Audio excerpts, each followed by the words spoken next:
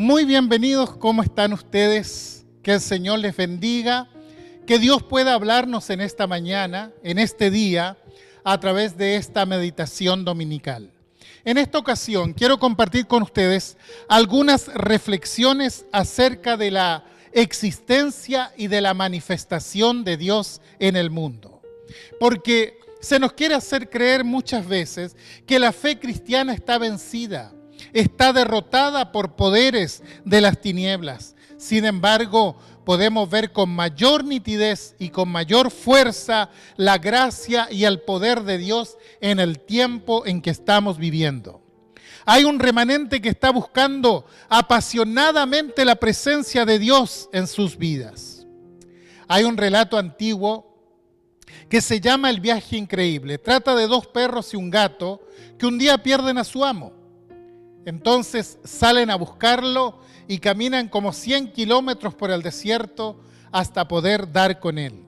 Bueno, yo creo que la humanidad durante siglos ha estado realizando también un viaje increíble que lo ha llevado a través de las generaciones y de todas las experiencias concebibles en su búsqueda de Dios.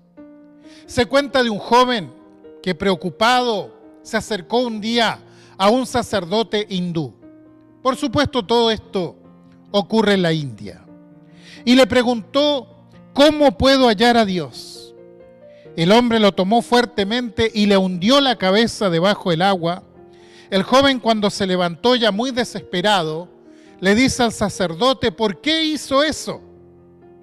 El sacerdote le contestó, mira, cuando tu deseo de encontrar a Dios sea tan fuerte como tu deseo de respirar debajo del agua, seguramente lo hallarás. Por cierto, no compartimos el hinduismo, tampoco compartimos estos métodos de convencimiento, pero claramente esta enseñanza nos dice algo. Hay gente que dice, ¿dónde está Dios? Yo no lo veo por ninguna parte.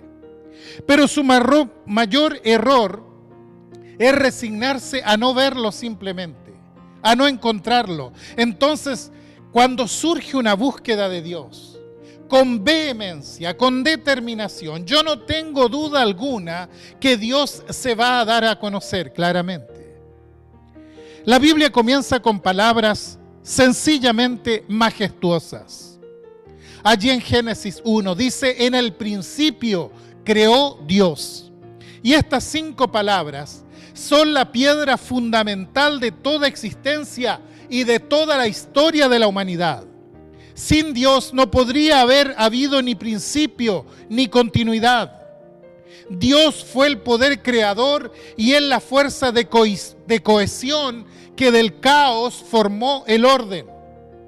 Dios formó lo informe. Del desorden Dios hizo orden, de las tinieblas Dios trajo la luz. Por tanto, el centro del universo no es ni la tierra ni el sol, el centro del universo es Dios.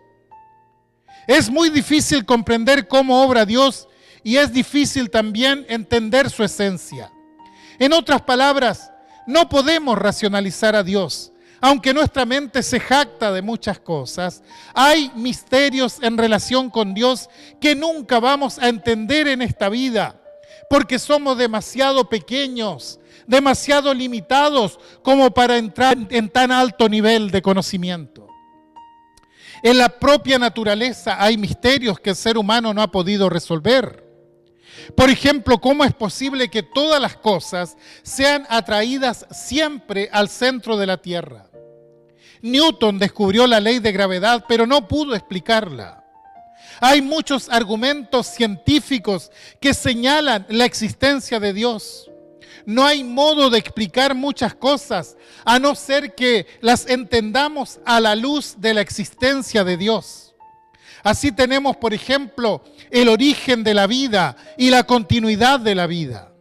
Nadie ha podido explicarlo jamás, al menos no con argumentos sólidos, no con argumentos sustentables.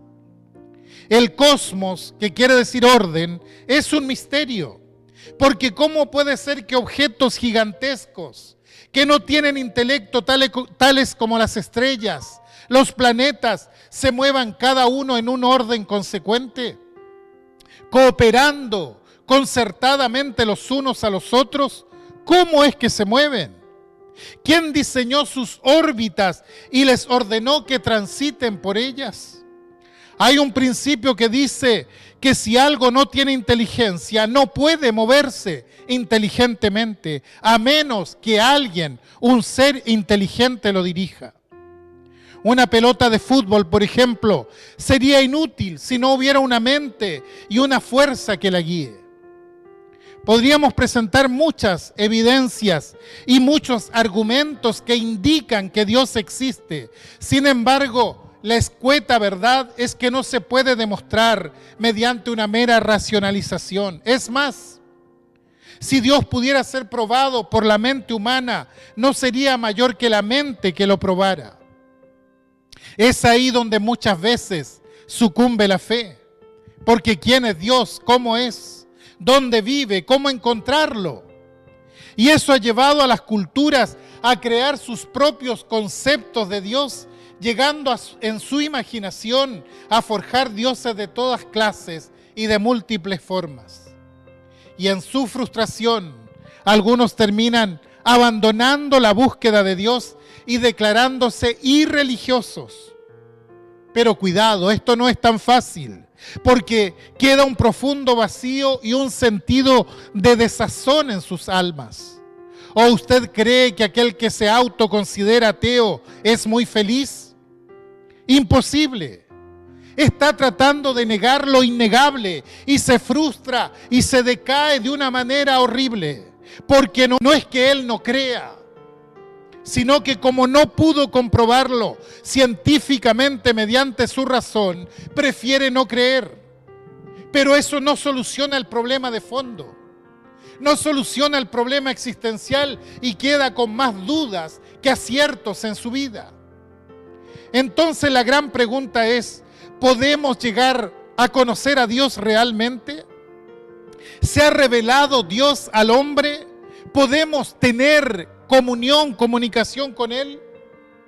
A lo que la Biblia señala que a Dios debemos acudir por fe.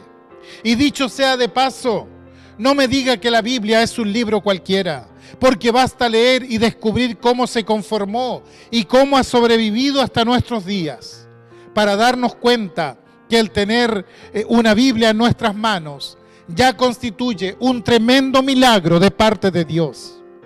Pero la Biblia, que es la revelación de Dios, para los que hemos creído, dice que a Dios debemos acudir mediante la fe.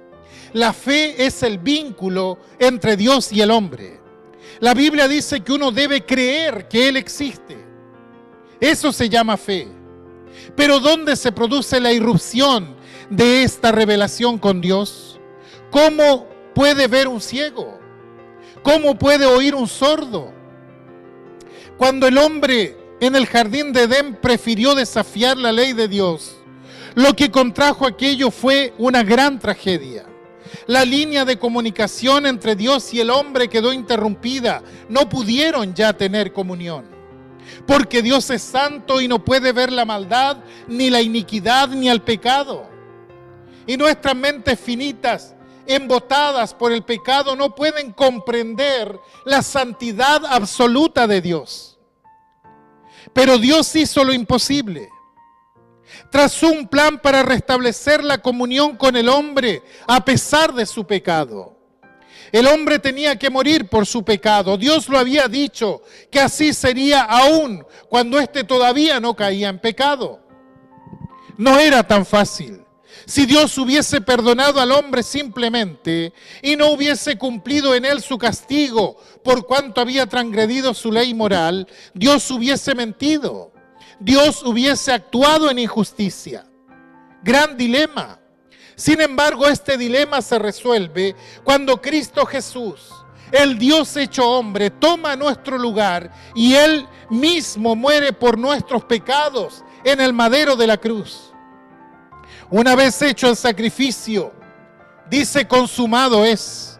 Ahora Dios puede perdonar a todos los que, amparándose bajo el sacrificio de Cristo, vienen a Él arrepentidos.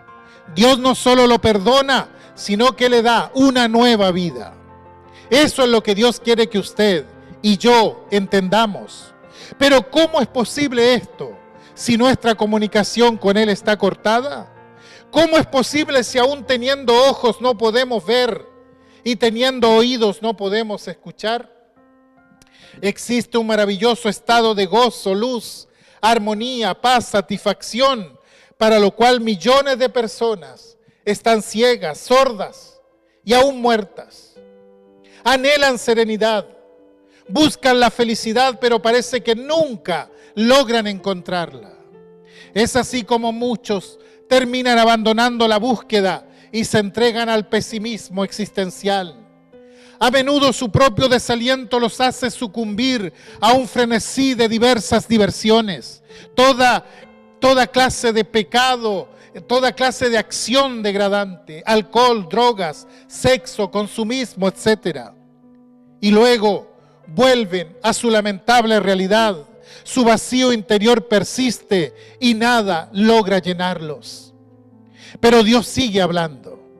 Si usted tiene un televisor en su sala de estar, pero usted no lo enciende, no ve ni escucha, no es culpa de la industria de televisores. La culpa es de usted, porque usted no lo ha usado, usted no lo ha encendido.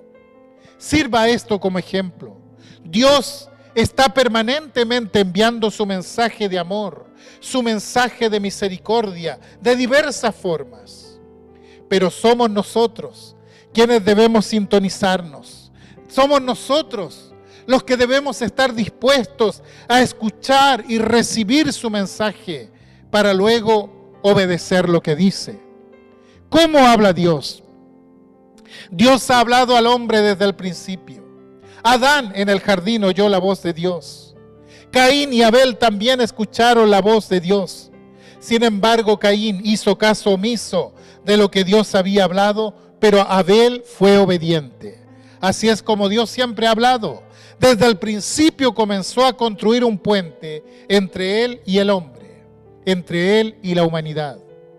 La naturaleza, la creación que nos rodea, es un medio poderoso a través del cual Dios también habla.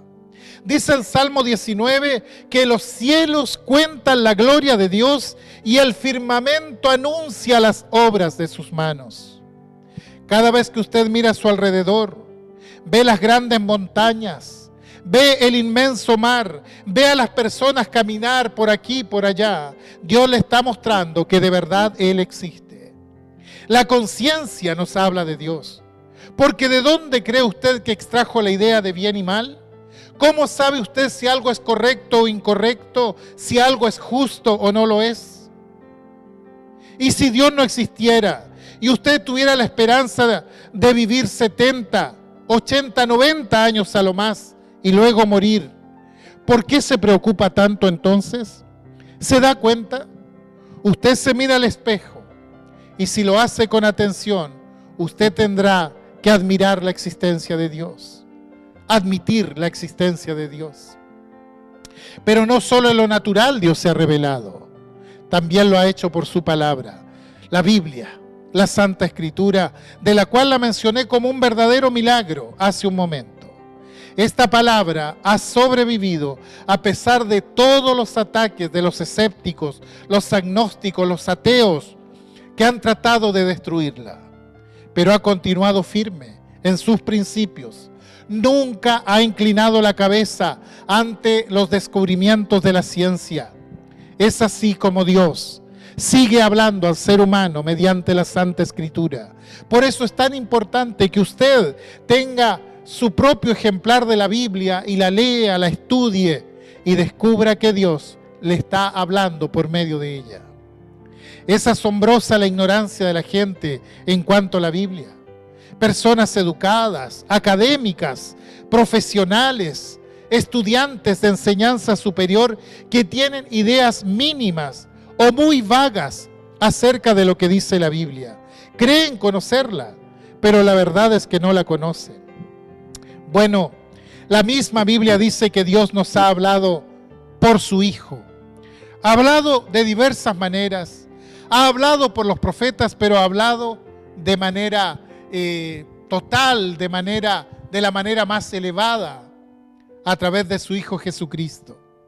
Ahí en Hebreos 1:1 lo dice.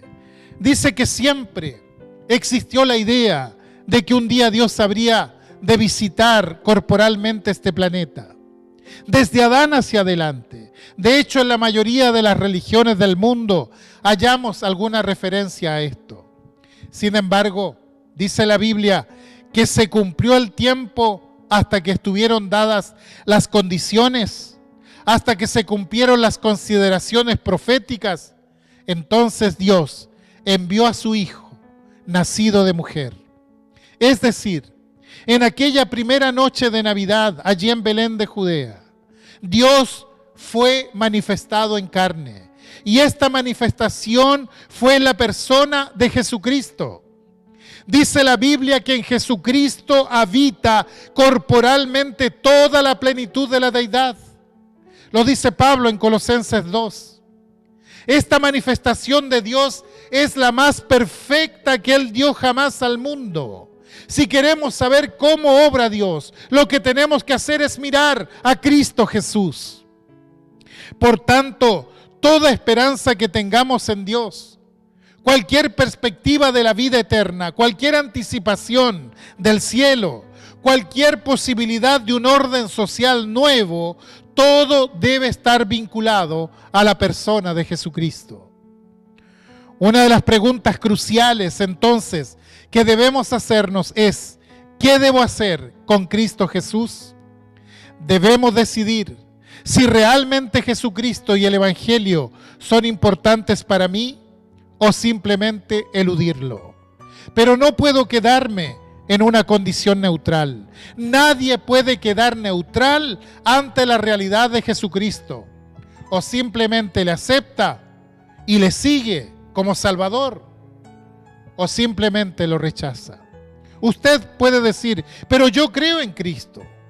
Claro que no le sirvo, pero de creer, yo creo. ¿De qué le sirve creer en Cristo si usted no le está siguiendo?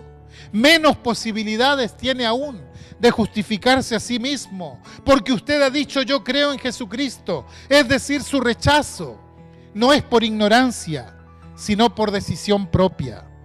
Debemos no solo creer algo acerca de Cristo Jesús, sino además hacer algo con Él.